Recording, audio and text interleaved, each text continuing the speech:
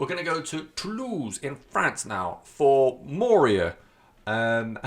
You know, because we're in France and we're not in England, or not an English-speaking country, I'm going to butcher some fucking names. So, yeah, apologies in advance for that. Band called Mourir. The album is called Animal Bouffe Animal. They are a French black metal band. This is their debut album. It is a spiritual successor to a one-man project called Vermine. Again, black metal project. It was led by Olivier Lolmead. And he's the man front and centre of the new band Mourir, but this time he's flanked by members of Toucan, Selenites, and Drawers. 3 acts I know nothing about and never heard of. The only one I could find information on, I think, was Drawers. And they are a French sludge stoner metal stoner sludge metal band. Which Olivier is also a part of. So, you know, he's bringing in friends, he's bringing in bandmates from other projects he's been a part of for this new black metal thing he wants to do. And it's a very modern black metal album, and so it's gonna alienate those fans of like the old school, and it's much more like a me kind of black metal, because the production, which I'll get to more in a second, so fucking good. It has all the characteristics of classic black metal, and when I wrote that line last night from my notes, I realised that there are two, or the other day, whenever, there are two branches of like old school trad heavy metal. You've got black metal, sorry. You've got the stuff that came from like that speed black metal in between of Slayer and Venom, bands like that, and then you've got the more like haunting, very almost not quite atmospheric black metal, but more like maybe like an ambient inspired black metal for like Mayhem. It's more closer to that. It's more closer to like a Mayhem inspired black metal. You've got, although I would never consider this an atmospheric black metal project, I would never consider this post metal or anything like that. You do have parts in it where it's a lot more drawn out. You've got a little bit of ambience behind it as well. But like I said, this is very much a black metal kind of record. The production, as I alluded to earlier, is just fucking on. It's so good. Really, really good. Really adds to the emotion that you get from the album. Really adds to the general ambience of the album. It's produced by Amaury Solvay and mastered by Thibault Chamon. I'm really not good with names, guys. Between them, they have worked, well, individually, sorry, and across the two of them, they have worked for bands like Birds in Row, Igor, Clone, Necromancer, and Plebeian Grandstand. Of those acts, I'm only really familiar with Birds in Row and Igor, and I know for a fact they have some brilliant production on their albums, so we are dealing with a pretty good pairing in the grand scheme of things. And yeah, so like I said, it's much more of like a modern black metal production sort of thing, and it's a kind of black metal that I enjoy. I don't like that raw stuff that only true cult. I'll do it that side because the album's going to be there. It's only it might alienate the true cult black metal kind of people, but they're boring. I find that vocalist Olivier has a written break vocal range in my notes. I'm pretty sure I meant to say great vocal range in my notes. It sits somewhere between Nicholas Kvarforth from Shining and Danny Filth of Cradle of Filth. He has this incredible emotional range, that's where I got the comparisons to Kvarforth. He can sing a note, he can sing a passing, or hold a note, and it just feels so disparaging. It feels so pained.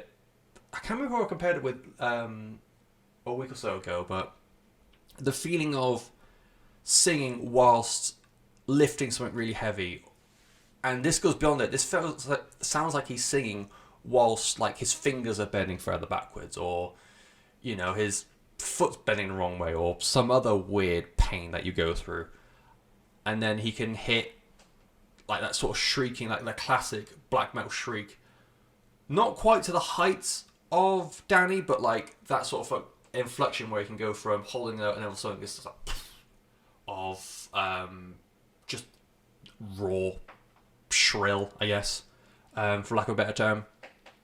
And yeah, just that trembling anger, pain with those sort of shrieking style vocals. It's just overall a massively bleakly emotive album. The second half of Ton Universe Mental Mépris, or track 2 to everyone else.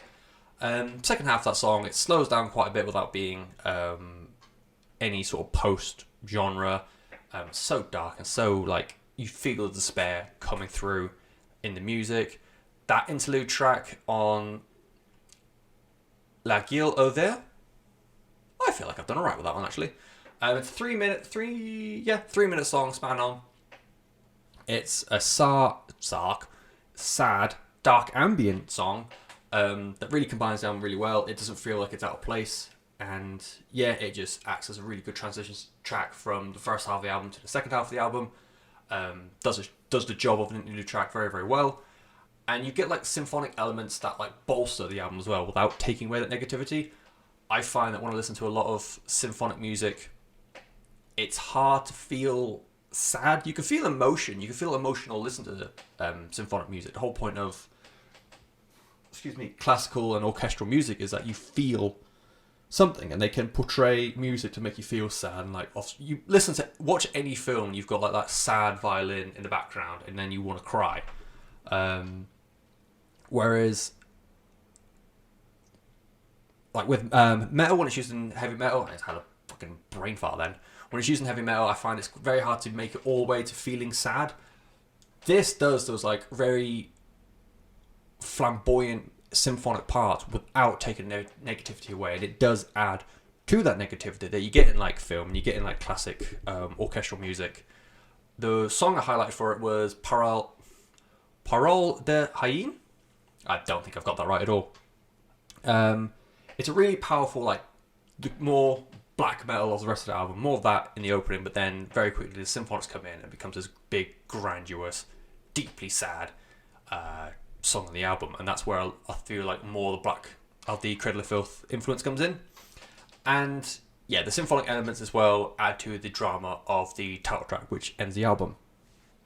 I thought this was a really, really good kind of album. Conversely to 4 Years Strong, it was a little bit difficult to really take in because it has been sunny, and this sort of album you want to listen to when it's like raining or even snowing. But I felt like production really helps listening to it this kind of climate, this kind of environment. Although I have no idea what he's saying because it's the style of vocal. Also, I'm pretty sure he's singing in French. You do have this like overbearing sadness. Listen to it, and yeah, I just thought as black metal goes, I don't often get the emotional range I think black metal always wants to listen to have. I think this is like one of the first ones I can say where I've listened to it like, man, it is just fucking sad, this. Not unlike the relatable kind of sad that I get with emo, but just like, I don't know why, but I feel unhappy listening to this. And maybe that's just more of like a commentary on my mental state, having been alone for a month, but who knows?